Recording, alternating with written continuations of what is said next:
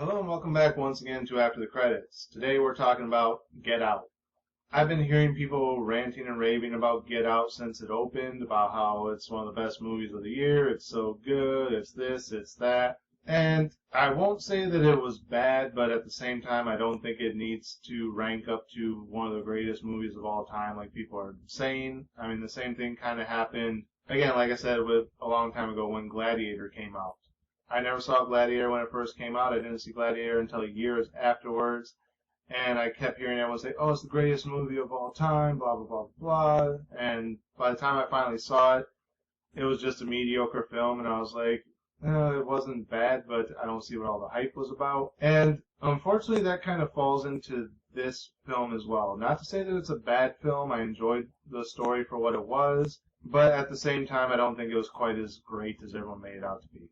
It's an interesting story, from a writer who really hasn't done a whole lot outside of his TV show. He's for those of you who don't know, is done by one half of Key and Peele. I don't really watch Key and Peele. I watched like one episode of it, really didn't find it all that entertaining, all that funny.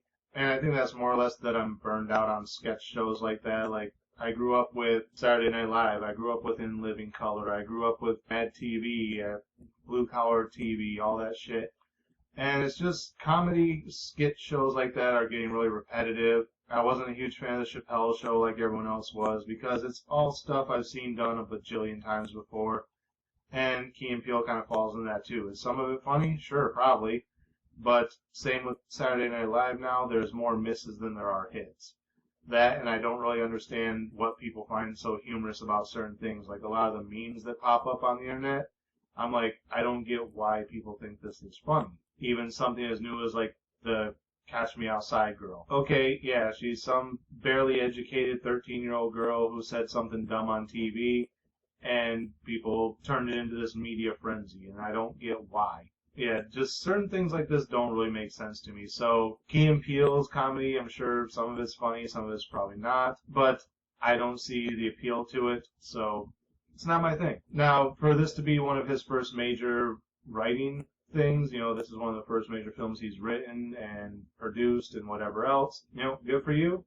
Glad you were able to do it. For your first one, not bad. I will give you that. It's a decent film.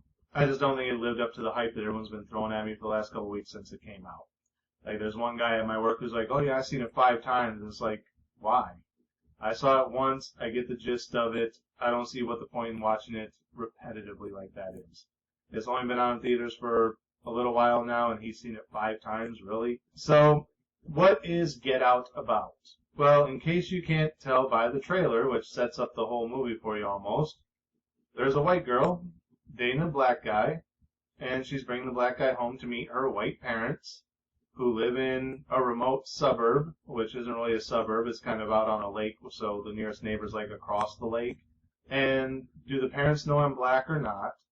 Are they going to have a problem with me being black? And it's just kind of like the whole black guy meeting the white girl's parents and the racial undertones. So, of course, there's the little bit of racial negativities where the dad's like, hey, my man, what's up? And it just kind of continues from there where the weekend that he happens to be there happens to be a weekend when her grandfather used to throw a party every year and invite a bunch of his rich white friends. So all these old white people show up, and again, it's kind of the whole inappropriate things are said without meaning to be inappropriate. The black guy, again, just kind of shrugs it off. He's like, I get it. I understand that's how old white people are. And there's this other black guy at the party who's kind of white, and the whole time the black guy's thinking that he knows him from somewhere, but he can't place where. So he takes a picture of him, asks his friend, why do I feel like I know this guy? And his friend's like, oh, that's Andre. He used to date so-and-so. And he's like, yeah, that's where I knew him from, but why is he acting so different now? And he's like, what do you mean? And he's like, he's just like not himself. Like, he's not the guy that we knew growing up with him. He's wearing like funny clothes, and he's with this white woman that's like 30 years older than him, and all this stuff. And like even the friend kind of jokes like, well, maybe he found Jesus or something, like something stupid like that. where, maybe he found Jesus and, changed his life around. But then as the friend starts looking into it, they find out he's been missing for a while. So then it starts to turn out to, okay, what's actually going on with this family? Because it turns out that the mother is a hypnotherapist, so then it's like, are they brainwashing black people to be more subservient and, more white? And again, kind of half-assed joking about the stupidity of how that sounds, but at the same time, it's the premise of the movie. It's what's happening.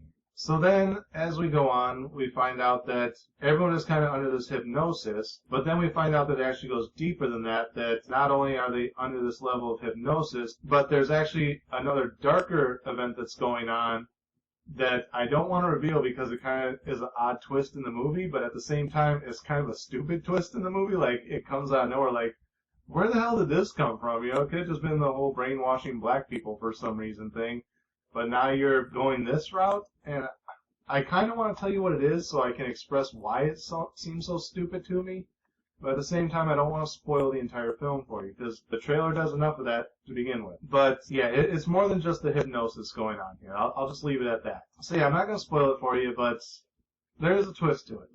Does it make the film better? Not really. It kind of makes it worse, in my opinion, because it kind of got stupid at that point.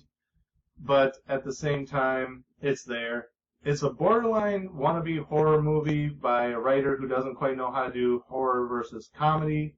And at the same time, it shoehorns in some racial issues, but kind of points out how generic social issues are becoming and how flawed social issues are becoming, and that people are placing social issues where there aren't any, and people are being offended by things that shouldn't necessarily be offensive, at least not to you, but maybe to someone else. But if that person was truly offended to the point that you're trying to defend them, they would have spoken up themselves.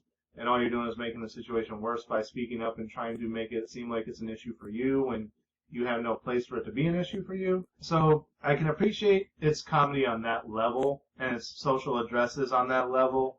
At the same time, it's just kind of an odd film. And again, I don't think it was as great as everyone says it was, but it wasn't bad either. So what would I give as far as a star rating? I was going to say a 2.5 just because that odd ending kind of took me out of it. And again, all the putting racial tones where they don't need racial tones. But I don't think it deserves to be quite that low. It was still a solid film. Apart from that, again, I don't think it's one of the greatest movies ever made to where it needs to be seen like 5 times in a row like everyone's been hyping it. But it was still a solid film, so even though it had its couple flaws, I'm going to bump it up to a 3. So, middle of the road film for the most part. But yeah, that's it for this episode. Again, as always, thank you guys for watching. Remember to like, comment, subscribe, share the video. Links are in the description. Click the bell up here in the corner. Make sure you're getting notifications every time I post new content. And until next time, we'll see you after the credits.